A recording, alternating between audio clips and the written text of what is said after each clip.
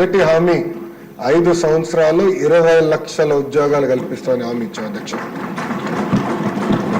దాంట్లో భాగంగా డిఎస్సి ఏర్పాటు చేశాం.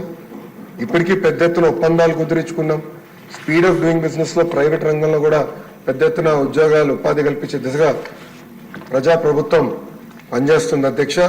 దాంట్లో భాగంగా స్కిల్డ్ మ్యాన్ పవర్ ఏదైతే అవసరం ఉందో అది కూడా మేము అందరం కోఆర్డినేట్ చేసి అందించాలని ఒక లక్ష్యంతో మేము పనిచేస్తున్నాం అధ్యక్ష. రాబోయే రోజుల్లో ఐటీ ఎట్లయితే గ్రో అవుతుందో అదేవిధంగా ఎలక్ట్రానిక్స్ మ్యానుఫ్యాక్చరింగ్ లో పెద్ద ఎత్తున అవకాశం ఉంది. నా అంచనా ప్రకారం కనీసం 5 లక్షల మంది ఒక ఎలక్ట్రానిక్స్ మ్యానుఫ్యాక్చరింగ్ రంగంలో పనిచేసే అవకాశం ఉంది అధ్యక్ష. అది ప్రధానంగా మనకు వచ్చేగల కడప, చిత్తూరు, నెల్లూరు, శ్రీ సిటీ నెల్లూరులో ఆ ఎకో సిస్టమ్ లో ఒక్క నోడ్ వస్తుంది అధ్యక్ష. అదే గౌరవ ముఖ్యమంత్రి గారు చెప్పినట్లు డ్రోన్ ఎకో సిస్టమ్ కర్నూలులో వస్తుంది అధ్యక్ష. Medical devices manufacturing Visakhapatnam already భారతదేశానికి క్యాపిటల్ గా ఉంది. దాన్ని ఇంకా ప్రోత్సహించాల్సిన అవసరం ఉంది. సో ఈ 3 నోడ్లో పెద్ద ఎత్తున ఎలక్ట్రానిక్స్ మ్యానుఫ్యాక్చరింగ్ ప్రోత్సహిస్తామని ఈ సభ ద్వారా గౌరవ సభ్యులందరికీ నేను తెలియజేస్తున్నాను అధ్యక్ష. రెండో పాలసీ వచ్చేగల డేటా సెంటర్ పాలసీ అధ్యక్ష. ఈరోజు ఐటీ గురించి ఎల్లెక్కి ఉంటే దాంట్లో నేను చాలా స్పష్టంగా కొంచెం చెప్పాను అధ్యక్ష. కొంత రిపిటేటివ్ ఉంటుంది, బట్ లార్జర్ ఆడియన్స్ కోసం నేను చెప్తున్నాను అధ్యక్ష. డేటా ఇస్ ద ఫ్యూచర్ అధ్యక్ష. మీరు చూస్తే ఏఐ అనేది అనివార్యమైంది అధ్యక్ష. అందరూ కోరేది డేటా సెంటర్లే కాదు, డేటా సెంటర్స్ కి గ్రీన్ ఎనర్జీ కూడా అవసరం ఉంది. అది కూడా 24/7 గ్రీన్ ఎనర్జీ అవసరం ఉంది అని అందరు నేను కోరుతాం జరిగింది అధ్యక్ష. అందుకే జిఓఎంలో గౌరవ ఎనర్జీ మినిస్టర్ గారు కూడా 20 లక్షల ఉద్యోగాలు కల్పించే గ్రూప్ ఆఫ్ మినిస్టర్స్ లో ఉన్నారు. మీ ఇద్దరం కలిసికట్టుగా పిచ్ చేస్తున్నాం కంపెనీస్ కి. డేటా సెంటర్స్ కి కావాల్సిన ఎకో సిస్టమ్ అంటే టాలెంట్, ఇంటర్నెట్ కేబుల్, అదే కాకుండా 24/7 గ్రీన్ ఎనర్జీ అందిస్తానో కూడా వాళ్ళకి హామీ ఇస్తాం జరిగింది అధ్యక్ష. 2019లో చూస్తే గతంలో నేను చెప్పినట్లు ఒక డేటా సెంటర్ పాలసీ తీసుకొచ్చాం అధ్యక్ష. అప్పుడు భారతదేశంలో ఉన్న పక్క రాష్ట్రాలు ఎవరు డేటా సెంటర్ గురించి అంత ఆలోచించిన సమయంలో ఒక డేటా సెంటర్ పాలసీ తీసుకొచ్చా అధ్యక్ష. దాంట్లో భాగంగా ఒప్పందాలు కుదిరించుకున్నాం. ఆ రోజు భూమి పూజ చేశాం. కానీ ప్రభుత్వాలు మారిపోయినాయి. ప్రభుత్వాలు మారిన తర్వాత ఆ కొండ కావాలని రాజధాని కోసం తీసుకుందాం, ఏదో భవనాలు కడదామని లాస్ట్కి వచ్చి గల కోడికత్తి టవర్స్ గ్రాఫిక్స్ చూపించారు అధ్యక్ష. అందరు చూసుంటారు. వైజాగ్ లో కోడికత్తి స్టైల్లో టవర్స్ కడతామని చెప్తాం జరిగింది అధ్యక్ష. అదే ఆ కొండ మీద కట్టాలని ఏదో కలలు కన్నట్టున్నారు. అదే వాళ్ళు ఇంకా ఇప్పుడు లేరులేండి. బట్ ఆ కంపెనీలో 6 సంవత్సరాలు ఒక్కసారి కూడా వెళ్ళలేదు అధ్యక్ష. నేను మంత్రి అయిన తర్వాత మళ్ళీ వాళ్ళని తీసుకెళ్ళా, అక్కడ చూపిస్తాం జరిగింది. గతంలోనే నేను చెప్పినట్లు చాలా స్పష్టమైన హామీ ఇచ్చాను. వచ్చే 3 నెలల్లో తప్పనిసరిగా అక్కడ గ్రౌండ్ బ్రేక్ చేస్తాం. పెద్ద ఎత్తున మళ్ళీ అక్కడ డేటా సెంటర్స్ తీసుకొచ్చే బాధ్యత మన ప్రభుత్వం తీసుకుంటున్నా అధ్యక్ష. నేను పొద్దున్న చెప్పినట్లు $300 బిలియన్ డేటా సెంటర్స్ లో ప్రతి సంవత్సరం ఇన్వెస్ట్మెంట్స్ రాబోతున్నాయి. దాంట్లో కనీసం $100 బిలియన్ భారతదేశానికి రావాలి. దాంట్లో ఆంధ్ర రాష్ట్రం కీలకమైన పాత్ర వహించాలని గౌరవ ముఖ్యమంత్రి చంద్రబాబు నాయుడు గారు చాలా స్పష్టమైన హామీ ఇచ్చారు. దానికి కావాల్సిన submarine landing cable landing station కానివ్వండి, అదేవిధంగా పోర్ట్ ఫెసిలిటీస్ కానివ్వండి, రెన్యూవబుల్ ఎనర్జీ కానివ్వండి, ఇంకో పక్కన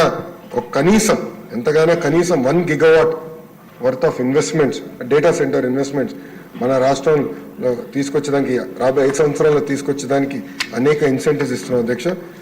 దాంట్లో ప్రధానమైన ఇన్సెంటివ్ 10% క్యాపిటల్ సబ్సిడీ కానివ్వండి, అంటే 100% SGST reimbursement, stamp duty exemption, అదేవిధంగా ఇది ఇండస్ట్రీగా గుర్తించి ఇండస్ట్రియల్ పవర్ టారిఫ్ కింద ఇవ్వాలనేది ఒక లక్ష్యంగా తీసుకున్నాం అధ్యక్ష.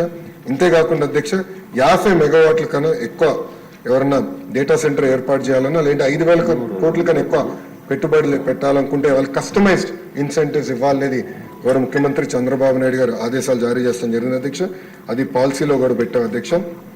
ఇంతేకాకుండా ఈ డేటా సెంటర్స్ కావాల్సిన టాలెంట్, అదేవిధంగా ఈ AI ఏదైతే ఇప్పుడు అనివార్యం అవుతుందో ఒక శాండ్ బాక్స్ ఏర్పాటు చేసి మన దగ్గర ఉన్న డేటాని అనానమస్ చేసి ఒక శాండ్ బాక్స్ రూపంలో రీసెర్చ్ ప్రాజెక్ట్స్కి ఇవ్వండి. తద్వారా మన పిల్లలకి AI మెషిన్ లెర్నింగ్ అంటే ఏంటో అర్థమవుతుంది. ఆ కోర్సెస్ కూడా కాలేజీలో ఏర్పాటు చేయండి అని గౌరవ ముఖ్యమంత్రి గారు కూడా చెప్తాం జరిగింది అధ్యక్ష. అది కూడా ఏర్పాటు చేస్తాను ఈ సభాముఖంగా సభ్యులందరూ కూడా నేను తెలుపుతున్నా అధ్యక్ష. అధ్యక్ష, నేను ఇక్కడున్న గౌరవ సభ్యులందరూ ఒకటే చెప్తున్నా, ఫోకస్ జోన్స్ అనేది చాలా చాలా అవసరం. ఎకో సిస్టమ్ ఏర్పాటు చేయాల్సిన అవసరం చాలా చాలా ఉంది. లేదంటే ఒక్కొక్క కంపెనీ ఒక్కొక్క దగ్గర పెట్టుకుంటా పోతే ఏమవుతుందంటే అధ్యక్ష, క్రమీపంగా 10 సంవత్సరాలు బాగుంటుంది, సబ్సిడీస్ ఇచ్చే వరకు ఒక 20 సంవత్సరాలు బాగుంటుంది, కానీ తర్వాత ఎకో సిస్టమ్ లేకపోతే మనది కొలాప్స్ అవుతుంది అధ్యక్ష. ఎందుకంటే నేను కూడా చైనాకి వెళ్ళాను, చైనాలో చూస్తే ఆ ఎకో సిస్టమ్ వల్లనే పెద్ద ఎత్తున కాస్ట్ ఆఫ్ మ్యానుఫ్యాక్చరింగ్ తగ్గిపోయింది అధ్యక్ష. సో ఎలక్ట్రానిక్స్ మ్యానుఫ్యాక్చరింగ్ వచ్చి గల పోర్ట్ యాక్సెస్, మొత్తం మ్యాన్ పవర్ కానివ్వండి, ఆ మొత్తం ఎకో సిస్టమ్ 100 కిలోమీటర్లో రావాల్సిన అవసరం ఉంది. అందుకే ఇది ఫోకస్డ్గా నేను తీసుకున్న అధ్యక్ష.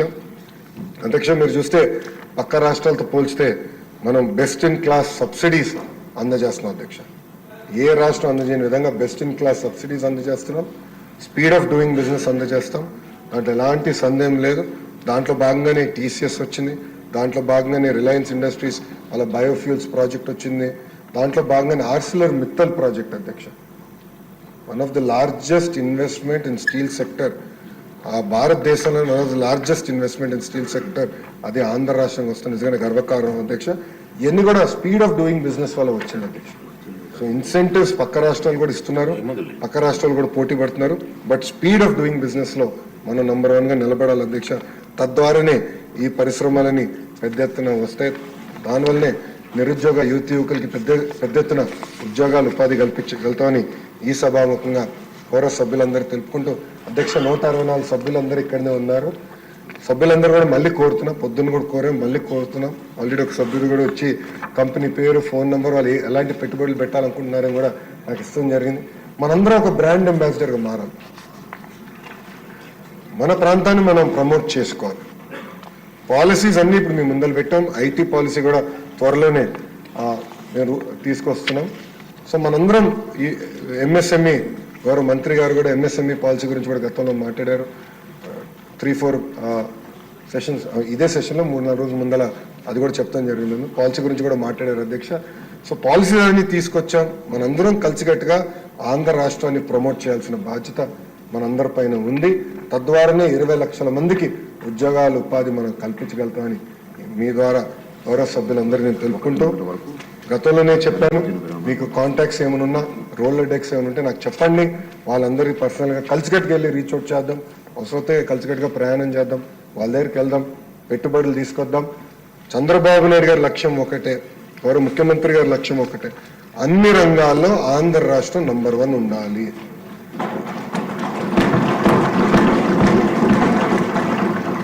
ఏసీ మ్యానుఫ్యాక్చరింగ్ నంబర్ 1లో ఉండాలి, టీవీ మ్యానుఫ్యాక్చరింగ్ నంబర్ 1లో ఉండాలి, సెల్ ఫోన్ తయారీ నంబర్ 1లో ఉండాలి, సెమీ కండక్టర్స్ నంబర్ 1లో ఉండాలి, డేటా సెంటర్స్ నంబర్ 1లో ఉండాలి, టూరిజం నంబర్ 1లో ఉండాలి, రెన్యూవబుల్ ఎనర్జీ నంబర్ 1లో ఉండాలి, ఎంఎస్ఎంఈ నంబర్ 1లో ఉండాలి.